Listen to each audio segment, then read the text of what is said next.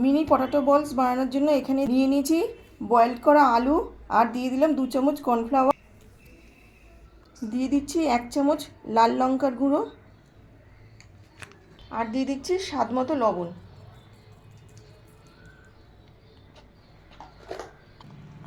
সব কিছু দিয়ে ভালো করে আমি এটা মাখিয়ে নিচ্ছি।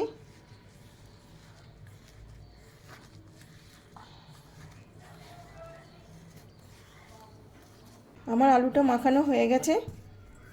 এবার এটা থেকে আমি ছোট ছোট বল আকারে তৈরি করে নেব।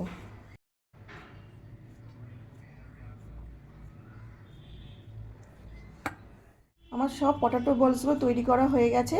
এবার আমি এটা ফ্রাই করে নেব। গ্যাস অন করে আমি কড়াই বসিয়ে দিয়েছি। কড়াইয়ের মধ্যে দিয়ে দিয়েছি সাদা তেল। তেলটা আমার গরম হয়ে এসছে। এবার আমি এর মধ্যে দিয়ে দেব পটাটো বলসগুলো। মিডিয়াম ফ্লেমে এগুলো ভেজে নেব।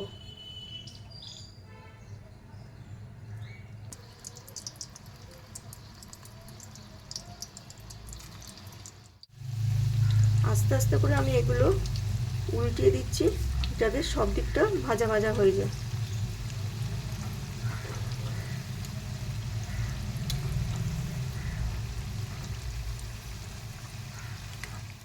ভাজা হয়ে গেছে। এবার আমি এগুলো এখান থেকে তুলে নেব।